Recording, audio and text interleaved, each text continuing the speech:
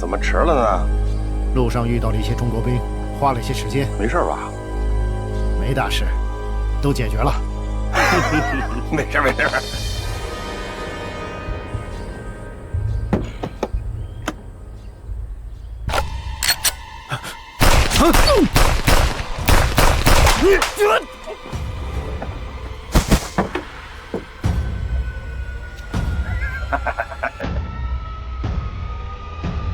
把这两人给我拖走。是。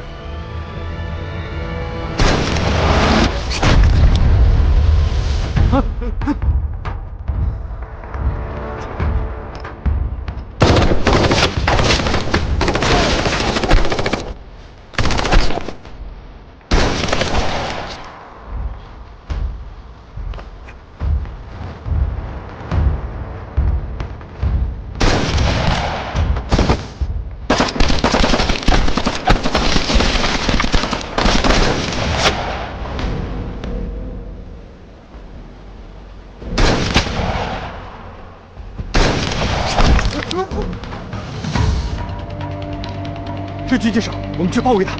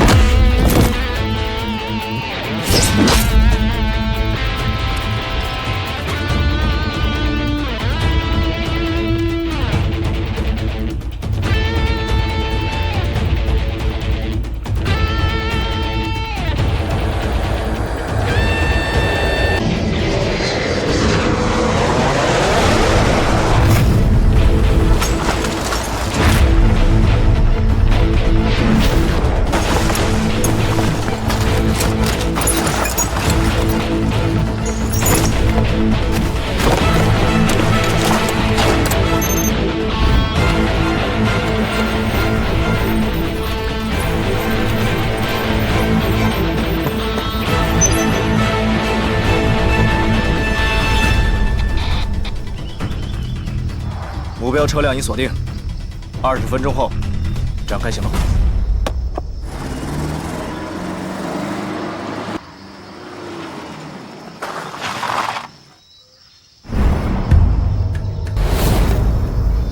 没想到你这么快就找到了萨罗，我们的人为了找他已经花了2个月。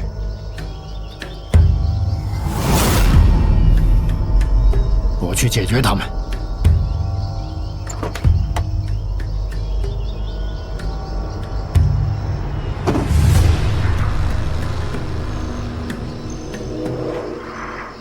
这个人不是萨罗，这是他的小弟艾坤。昨天晚上我接到线报，说萨罗和艾坤要见面，等一会儿就有可能出现了。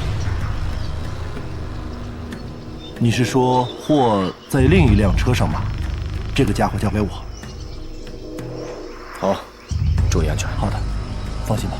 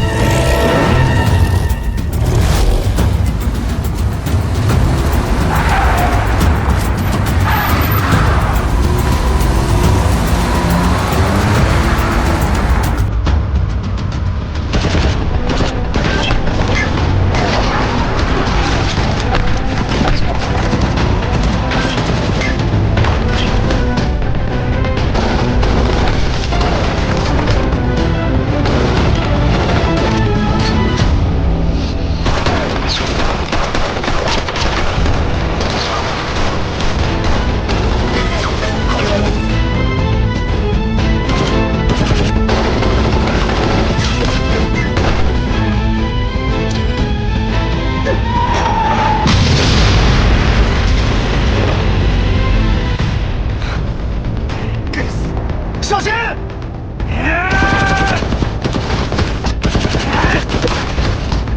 嘿！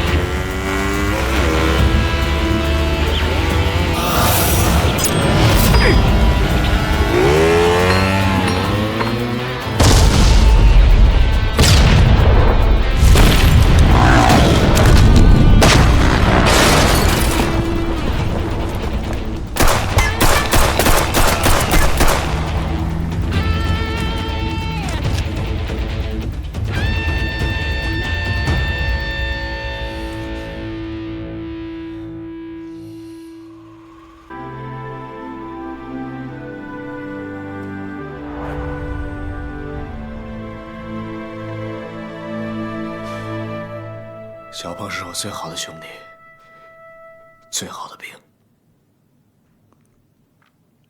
小鹏是我们最好的战士。昨天得到这个消息，我也是一晚上没睡。政委，我有个请求。说。我想替小鹏继续执行维和任务。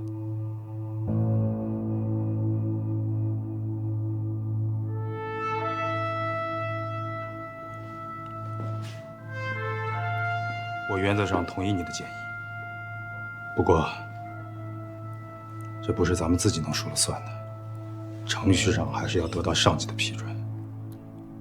我知道，我希望组织上能够理解，对我的请求特事特办，越快越好。我希望能跟小鹏再见上最后一面。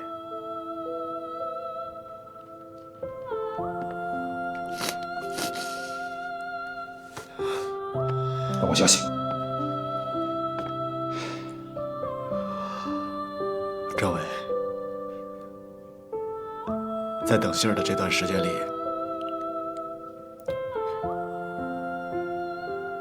我想去看看小鹏的妈妈。应该。这样，你代表我和旅长，代表咱们旅去看看。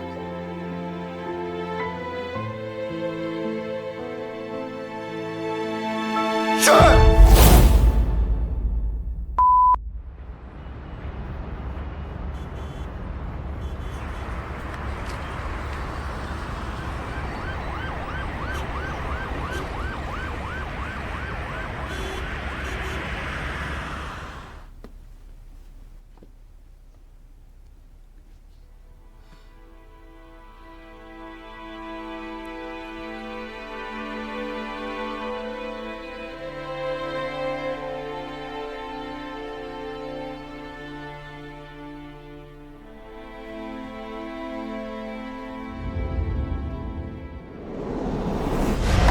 快，重心放低，重心放低，重心压低，重心压低。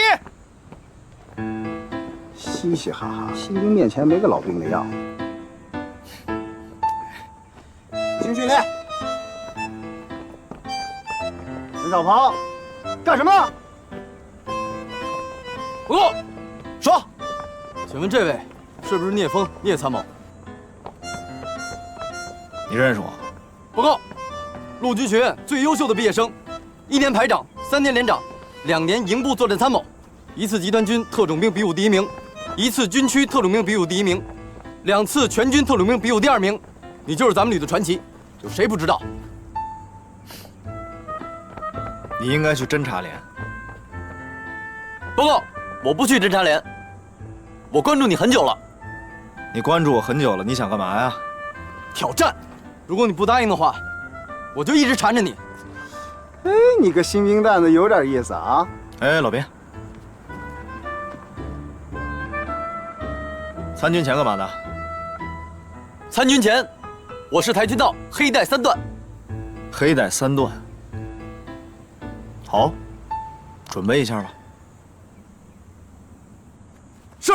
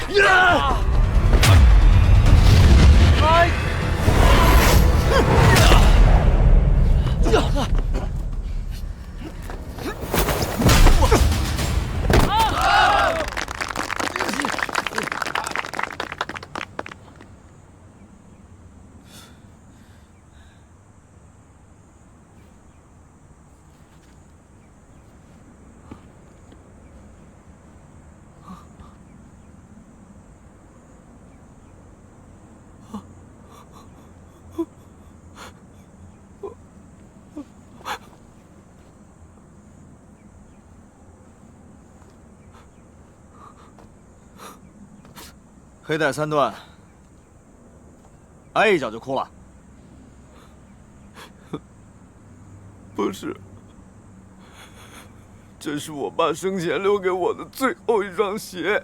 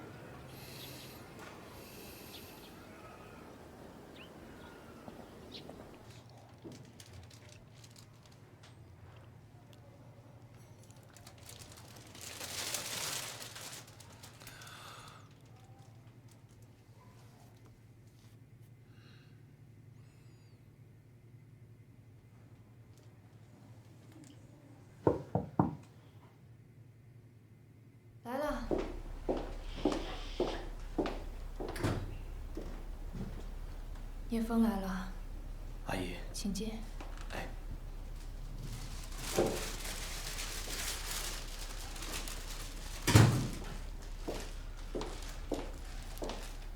你先坐，阿姨给你倒杯水。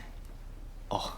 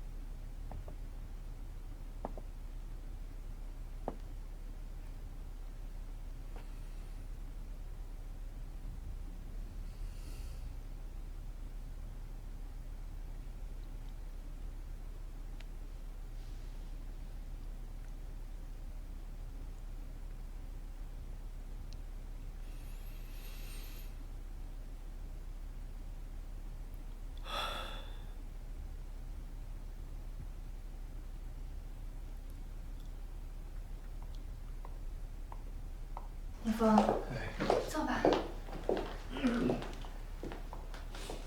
来，喝水。哎。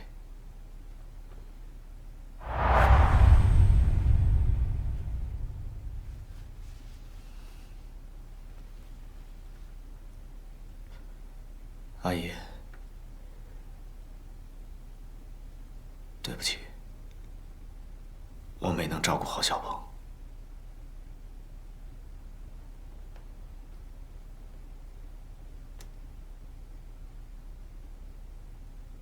小鹏小的时候啊，我就问他：“你长大了想干什么呀？”他说：“我想当一个拯救地球、拯救人类的超级英雄。”才20岁，他就做到了。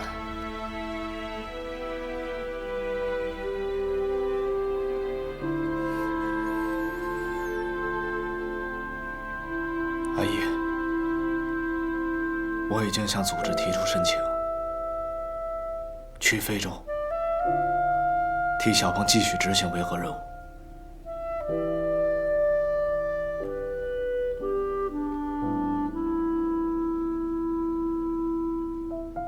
你答应阿姨，一定要平平安安的回来。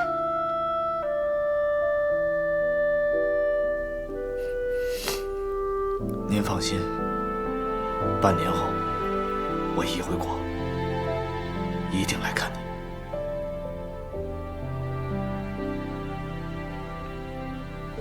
也告诉你的战友们，一定要注意安全，保护好自己，好好的，家人都在等着你们回来。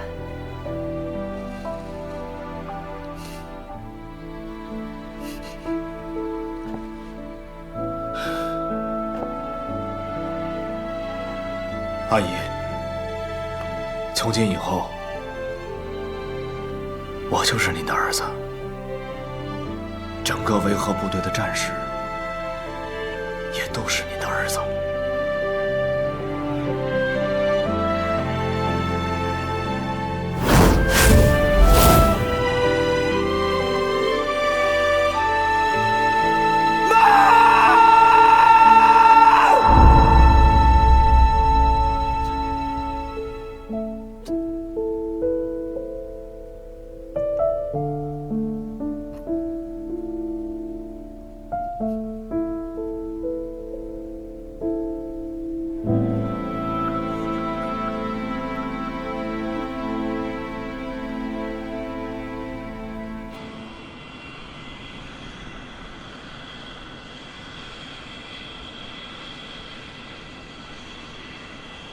宣誓开始！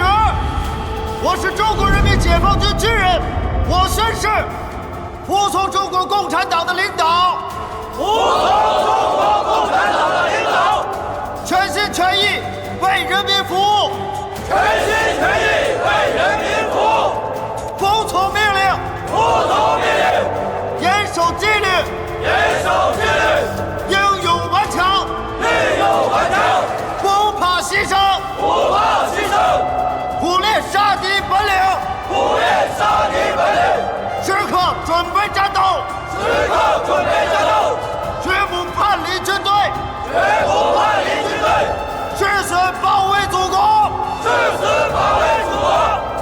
宣誓人：是聂风。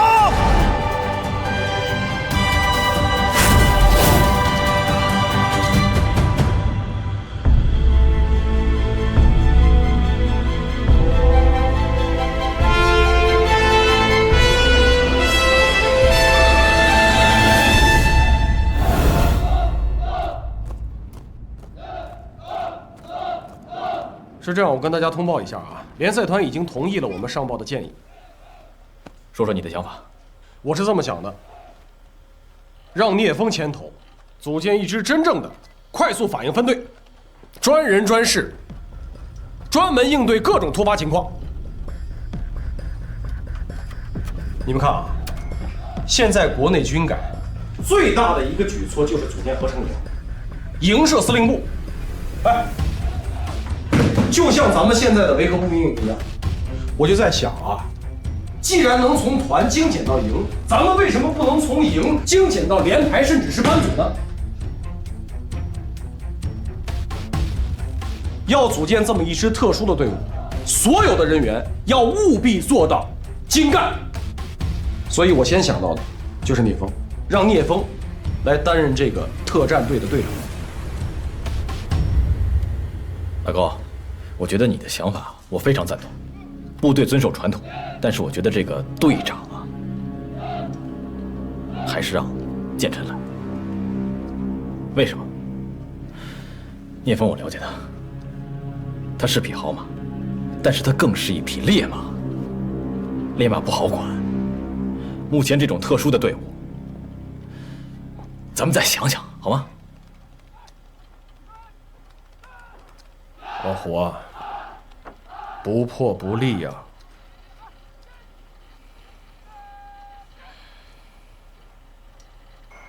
不是，我说你俩也别光坐着了，说说想法。报告，坐下，坐下说。营长，教导员，现在塞利亚的局势不断恶化，我觉得不能再用常规的想法来看待问题了。况且这一次，的确是我们没有准备充分。我、老宋，还有聂风，我们3个人是老搭档了，彼此的行事作风都很了解。我同意聂风当队长。教导员，请您相信他。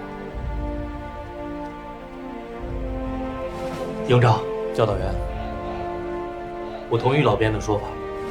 我、聂风、老编，我们以前就是这样配合的，我们3个人再熟悉不过了，所以聂风来当这个队长，我也同意。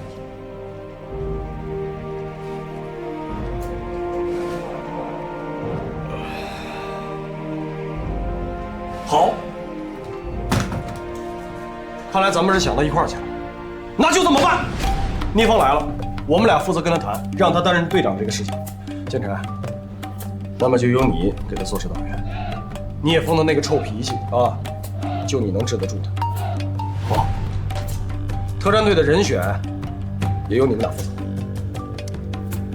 要是小鹏活着，特战队一定有他的位置。老编，有战斗就有牺牲。小鹏的事情我们谁都不愿意看到，但哪怕这一次不是小鹏，也可能是我们其中任何一个人。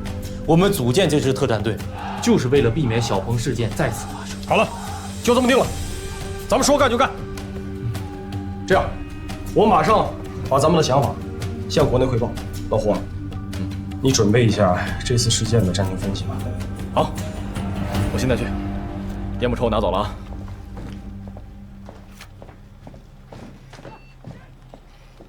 边想建成，现在最重要的是充分做好战士们的思想工作。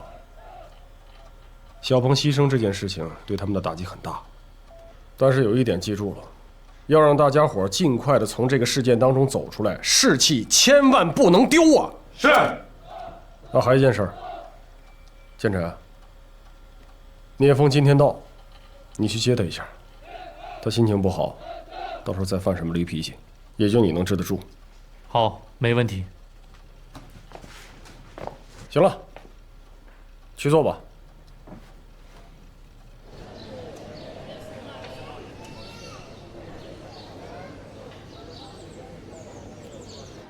你这个一定要注意，尽量用左腿走路，这样。真是太感谢了。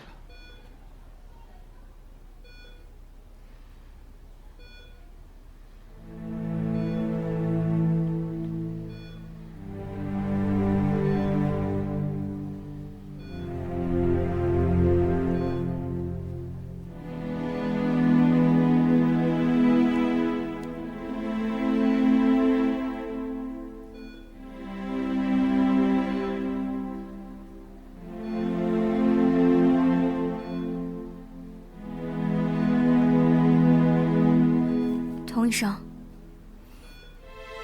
出去说。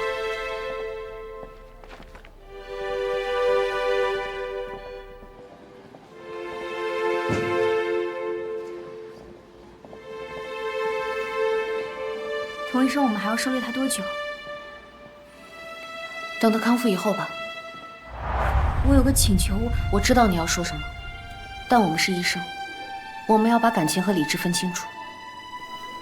可我就是接受不了，小鹏才20岁啊，我们所有人都喜欢他，说没就没了。我们不能替他报仇，还要照顾杀害他的凶手，我接受不了。从情感上来讲，我也接受不了。我总觉得明天还能再看到小鹏，但是田梦，你要记住，我们要对得起身上这身军装。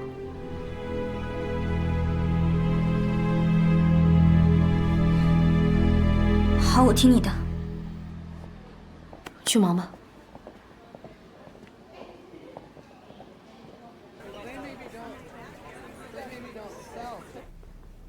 我觉得我们要对此次事件做一个总结。不到半年的时间，我们这几百号子人就倒下去一个，这是我们的责任。所以我们一定要尽力避免这种事情第2次的发生。我再强调一遍，人身安全啊，同志们，人身安全永远是第一位。再遇到此次情况，首先要保住的是人。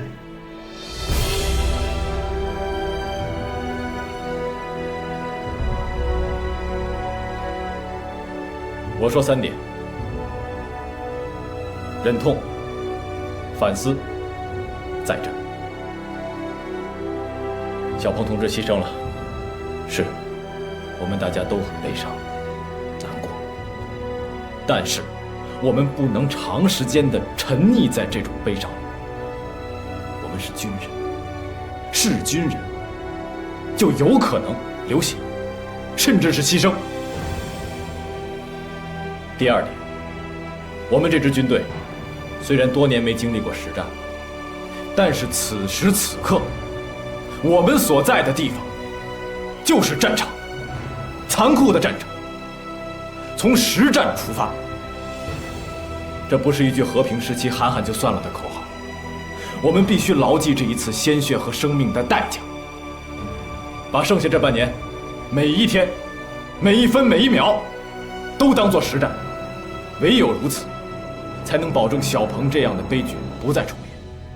第3，这次针对欧阳丹妮的恐怖袭击，我们没有得到任何有价值的线索，还没有任何组织、个人宣称对此次事件负责。塞雷亚现在武装派别混乱，有的时候我们挨打了，我们居然不知道谁打的我们。我们不能一味的挨打，我们不能以我们战士的生命做赌注。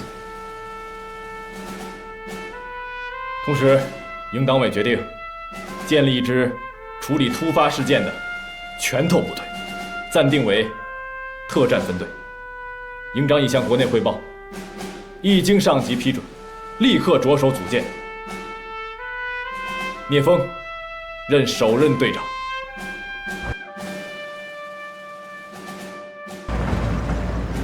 塞利亚政府军和反政府军打了很多年了，到处都是这样，你看看吧。啊，对了，小鹏家里怎么样了？阿姨怎么说的？他中了几枪？5枪，致命枪在颈部。开枪的人什么背景？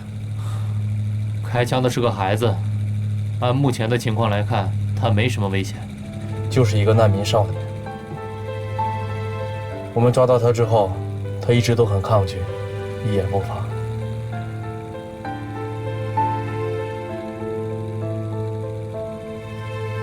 塞利亚这个地方，我在资料上看就已经够惨了，但是来到这里，我发现比资料里更惨。老聂，我必须要提醒你，从你下飞机这一刻起，一刻都不能放松警惕。在这里最恐怖的不是敌人手里的枪和火箭筒，而是你根本不知道敌人在哪。你在大街上走着，可能随时一个陌生人就能置你于死地。我来了，所有的恐怖分子的噩梦就开始了。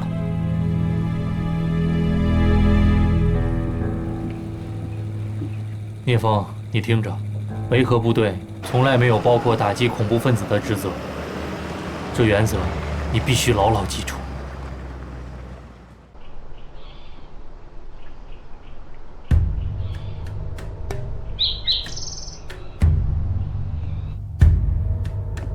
电视直播的时间已经安排好了，是今晚8点。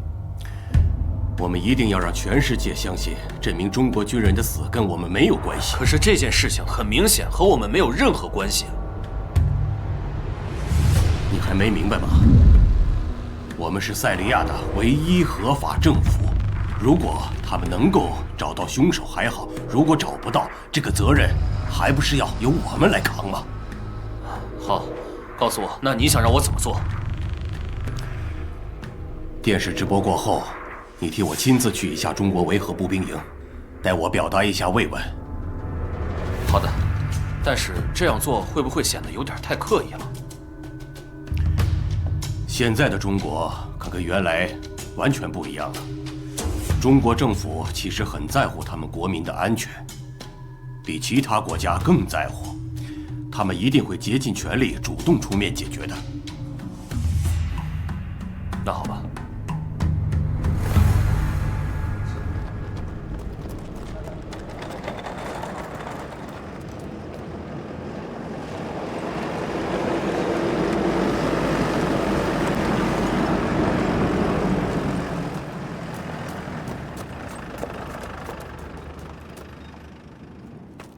别忘了啊，赶紧去。好。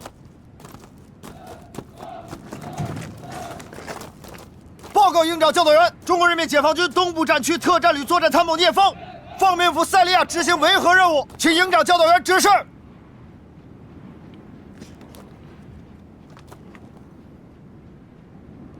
来了，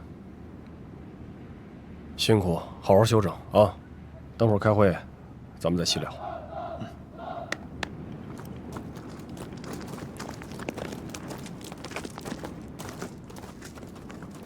来之前，去小鹏家了吗？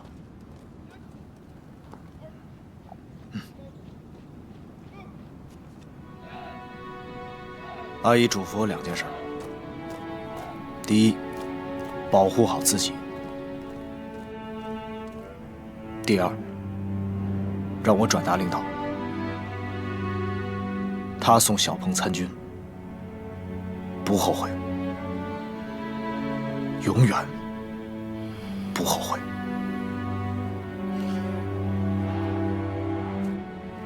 记住你说的话啊！是。老聂，别辜负了教导员一番苦心，我相信你。带我去见小鹏。走。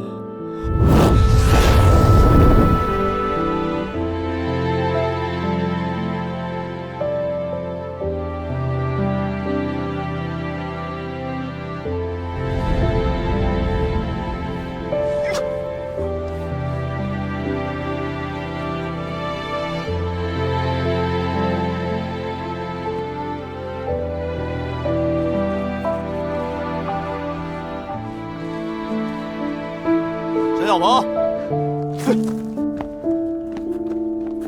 到。上次那事儿，对不住了啊。我不知道那双鞋是你父亲给你留下的遗物。李三毛，你不必道歉，是我向你发出的挑战，一切后果由我自己承担。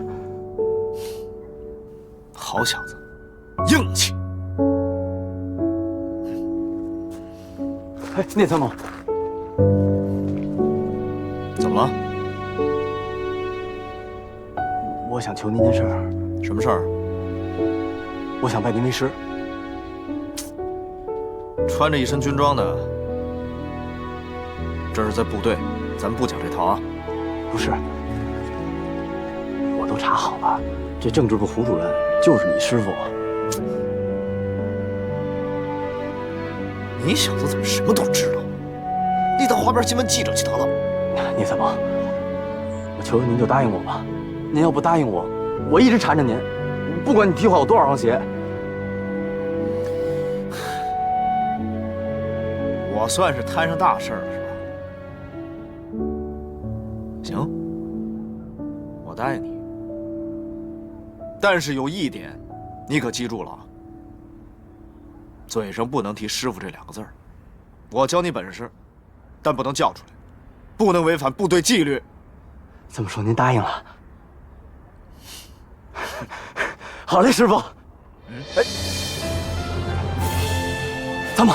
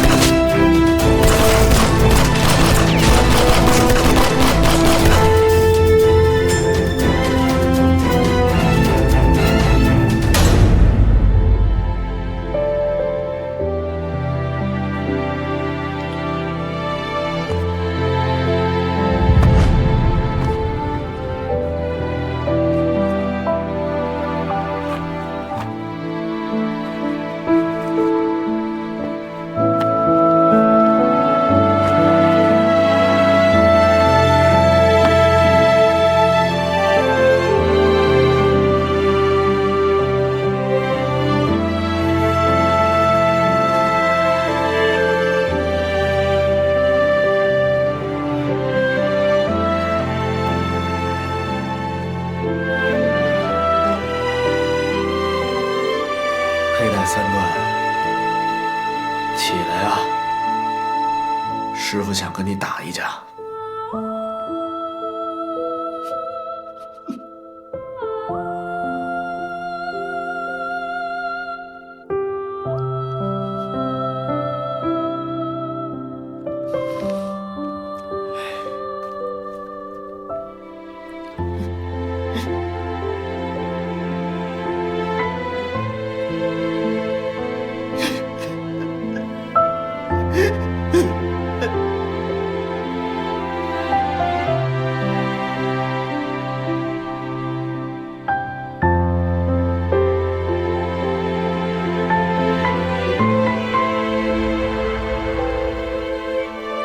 记得我跟小鹏怎么认识的吗？这小子不知天高地厚，非要拿跆拳道跟你比试比试。我踢坏的那双鞋是小鹏他爸留给他的遗物，97年的强人。小鹏，你师傅有心了，在你20岁的生日的时候，给你准备这么有意义的礼物。你穿着这双新鞋，安心上路吧。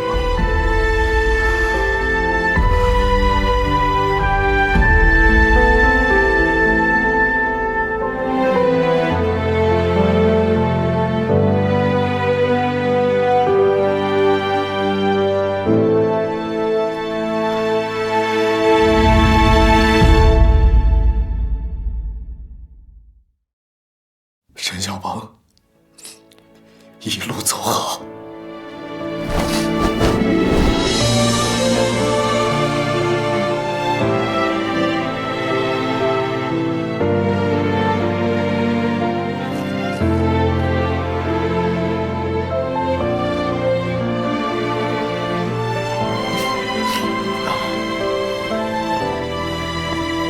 哎，老宋，怎么了？开枪那孩子还在医院吗？在啊，怎么了？我想去看他一眼。我告诉你啊，别找事儿，部队有纪律啊。我都这么大人了，我能拿孩子怎么样啊？我就是想看他一眼。你别折腾了啊，赶紧回去吧。哎，你相信我，带我看他一眼啊！就拿你没办法。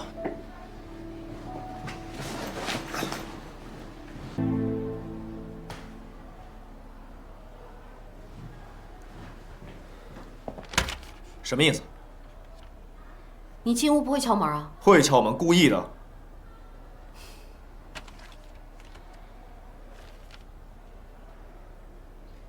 你患有急性中耳炎，不符合参加维和的标准。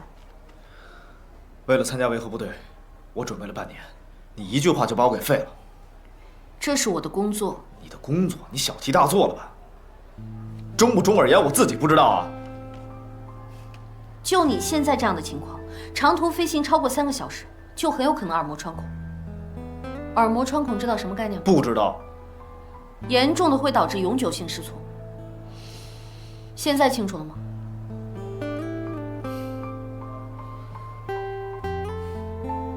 童医生，这次维和对我真的很重要。只要你在报告上有放行那句话，一切后果我自己负责，行吗？不行。你现在是一名中国人民解放军上尉，身体是党的，是国家的，不是你自己的。知道你是兵王，用不用我给政委打个电话呀？你自己跟他探讨一下。行，算你厉害。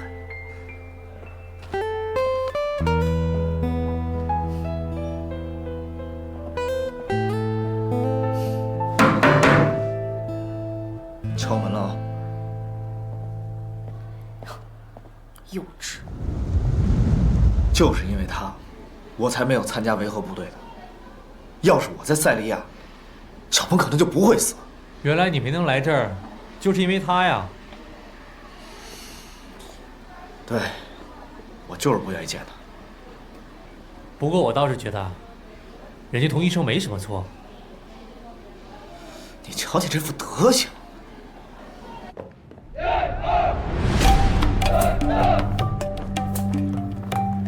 同志们，小鹏的牺牲，无论是对于我和教导员，还是全营的将士来说，都是一个重大的打击。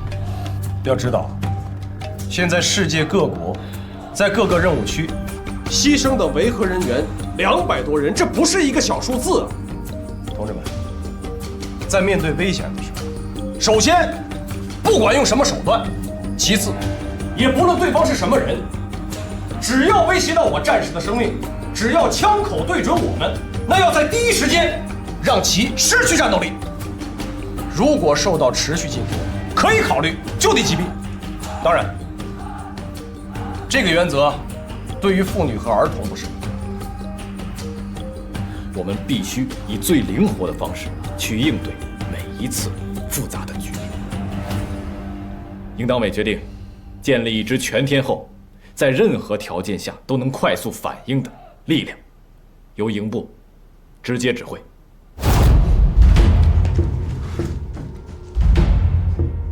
聂风，营长，今天你算是正式入队。那么营里就把特战队这个重任交到你手上了。全营所有将士，包括我和教导员在内，随你挑。宗旨只有一个：要能打、敢打、打得好、打得赢。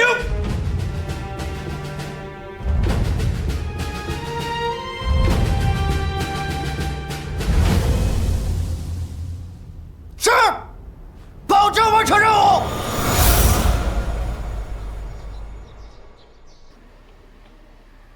能告诉我你叫什么名字吗？沙克。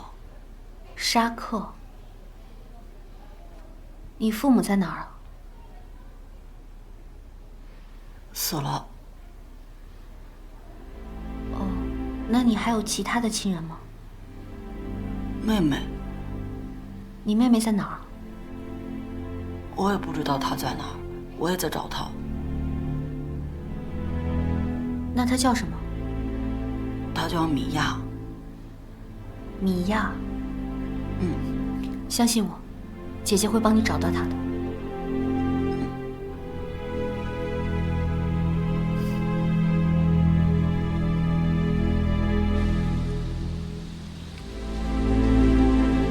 聂风，现在营里正式任命你为中国维和步兵营特战分队首任队长。这不仅仅是一支战斗队，更是一支救火队。你既然受领了这个任务，就要给我当好这个救火队的队长。你要知道，这不仅仅是为了应对塞利亚的局势，更是为了咱们旅未来的改革和发展。如果效果理想，咱们的这一举措，我会向旅党委汇报，争取在咱们旅乃至整个集团军的发展，趟出一条路，那是咱们真正想要的。请营长放心，保证完成任务。整个特战队的人选，我建议在10人以内，以班组的形式，级别嘛是属于营直属的连一级。你尽量争取在全营当中挑选出一支战场生存能力最强的王牌战斗队。营长，我有一个小小的请求。讲，特战队，我还是希望跟老宋搭档。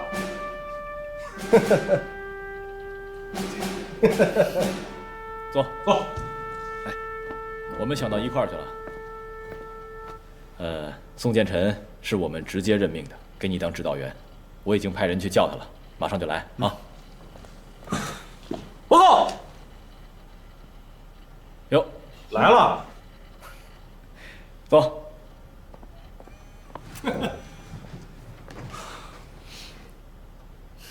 既然你们俩都到了，那我说一下，我们成立特战队的初衷，就是为了更灵活地应变战场的局势，更好地保护我们官兵的安全。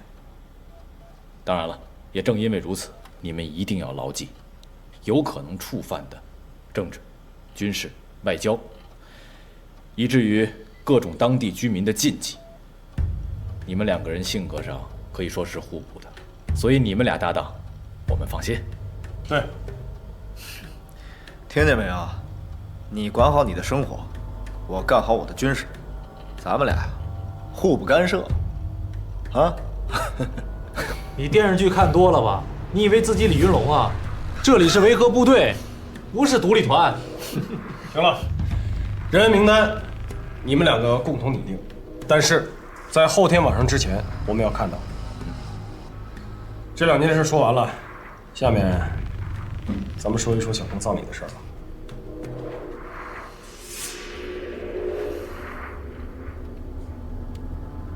中国维和步兵营上一次有战士牺牲，那已经是3年前的事儿了，而且还是在施工修路的过程当中引发的自然灾害。不同于小鹏这一次是在战斗中牺牲。1个小时以前，我接到了塞利亚总统府直接打来的电话，努尔会派人前来悼唁，以示慰问。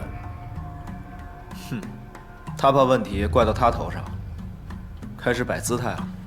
他们摆姿态，咱们就接着，是吧？还有，欧阳丹妮那边也来找过我们了，他的态度还是很诚恳的。他说小鹏是为了保护他而牺牲的，他要亲自来参加小鹏的追悼会，而且还要给小鹏申请联合国的勇士勋章。不管怎么说，这都是巨大的荣誉，也算告慰小鹏的在天之灵了。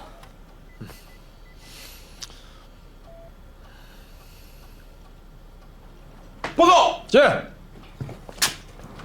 营长，刚刚接到战情通报，5号区域再次发生交火，叛军动用坦克冲击政府军营地，过程中导致10余名平民死亡，目前仍有数十名平民被困在交战现场。战区司令部要求我营立刻前往交战地点，解救平民。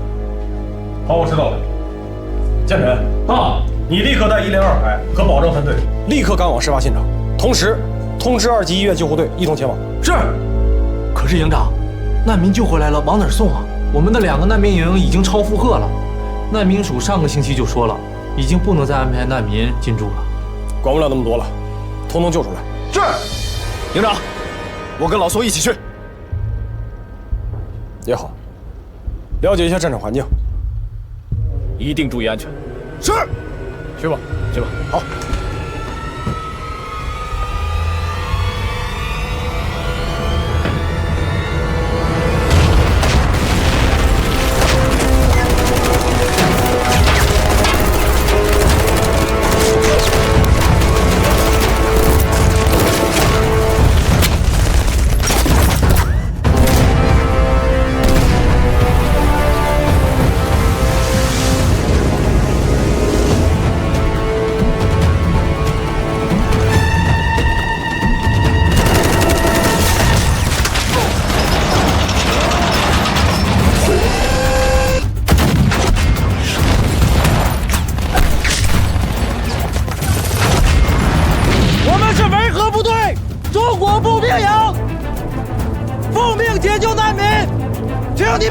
停火，否则我们将采取强制的措施。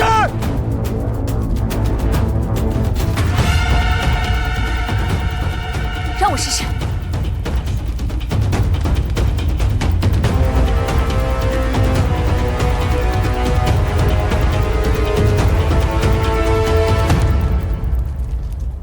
Tunahitaji kuwaleta wakimbizi hapa hospitali ya UN. Wekeni silaha zenu chini, acheni kutushambulia. Tunaomba dakika 10 kama tutashambuliwa na ninyi na tunajibu mashambulizi. Tunaomba hilo tafadhali.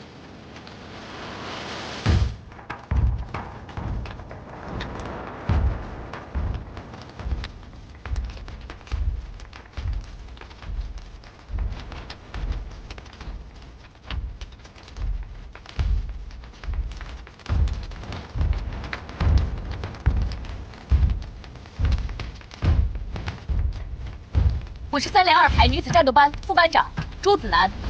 刚刚说了什么？我跟他们说，给我们10分钟时间，让咱们抢救难民和伤员。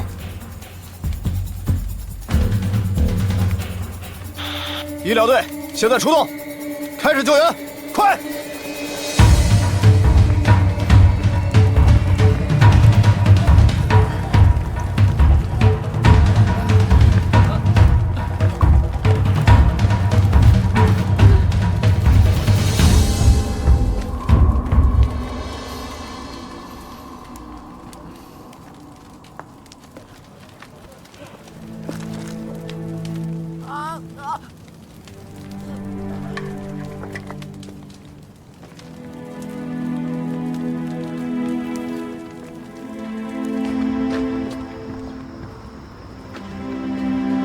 请允许我代表塞利亚政府、鲁尔先生以及我个人，对这次战斗中牺牲的中国战士表示我们最深切的哀悼。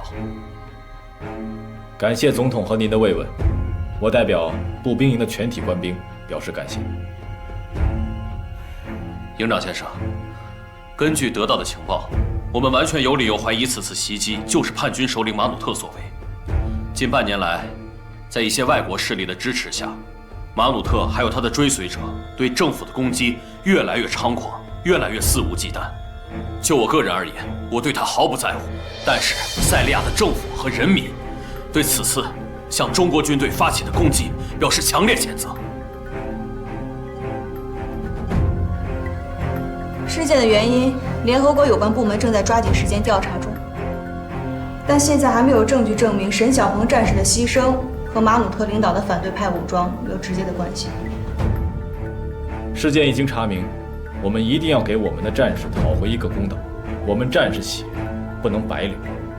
我本人及塞利亚政府会竭尽全力配合联合国的调查。这样最好，因为现在全世界都在关注此事。我们中国维和步兵营就是为了你们国家的安全稳定才来到这里的。希望贵国能够尽快解决此事。阿明先生，就算这次恐怖袭击跟你们无关，你们也无法逃避责任。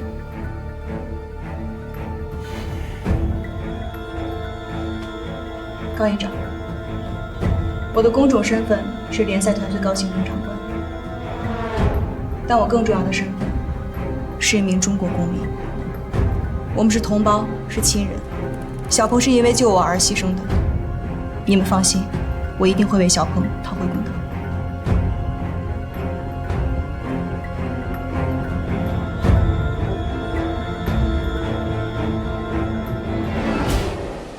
老聂，看看吧，所有的人员资料都在这儿。这个不用商量了吧？第一个，老编。我们三个是铁三角，就不用多说了，谁也离不开谁。我宣誓！我宣誓！边想是老大哥加入了特战队之后，也会是咱们特战队的定海神针。一句话，有他在，特战队就有了最坚强的后盾，做什么事儿我们都会有底气。最重要的，我知道这次小鹏牺牲对他打击真的很大，得找个办法